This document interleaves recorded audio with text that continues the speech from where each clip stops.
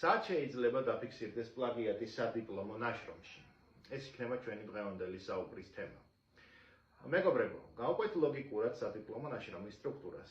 შესავალი, იქიდან გამომდინარე, რომ მას თქვენ არ გებთ სადიპლომო ნაშრომს, მნიშვნელობა არ აქვს. დისერტაცია იქნება ეს საბაკალავრო თუ სამაგისტრო.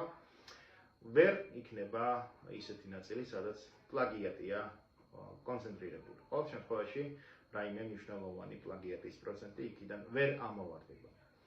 შესავალი მორგებული არის თვითონ სადიპლომო ნაშრომზე და აქედან გამომდინარე, იგი თქვენი სიტყვებით უნდა დაწეროთ და შესაბამისად იქ თქვენი, ასე ვთქვათ, აზრები და მსჯელობა უფრო მეტი არის, ვიდრე ვთქვათ თეორიული ნაწილი.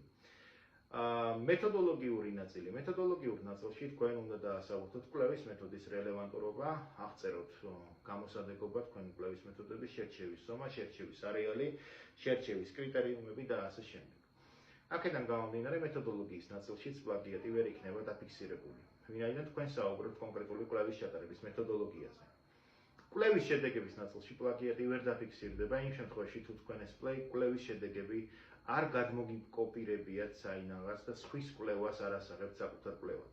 თქვენი კვლევის შედეგები თქვენს მიერ არის მოგროვებული, მნიშვნელობა არ აქვს, რომელი მეთოდის გამოყენებით მოხდება მათი შეგროვება. აქედან გამომდინარე, პლაგიატი თქვენი კვლევის შედეგებში ვერ დაფიქსირდება, რადგან იგი ეფუძნება თქვენს საველე სამუშაოებს.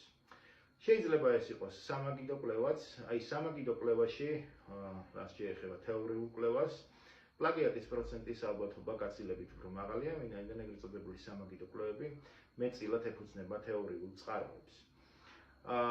კვლევის დასკვნით ნაწილში პლაგიატი ვერ ამოვარდება, რადგანაც კვლევის დასკვნით ნაწილში თქვენ აჯამებთ თქვენი კვლევის შედეგებს აჯამებთ და აკეთებთ გარკვეულ რეზიუმირებას თქვენი ნაშრომის.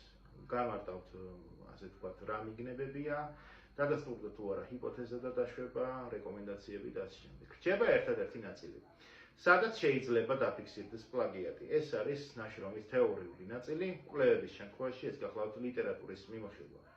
აქედან გამომდინარე, თუ თქვენ გინდათ, რომ თავიდან აიცილოთ პლაგიატის ხვედრითი წილი თქვენს ნაშრომში, უბრალოდ შეამციროთ პლაგიატის ხვედრითი წილი, თქვენ უნდა შეამციროთ კვლევის ლიტერატურის მიმოხილვის წილი და გაზარდოთ კვლევის მეთოდოლოგიის და კვლევის შედეგების ხვედრითი წილი თქვენს ნაშრომში.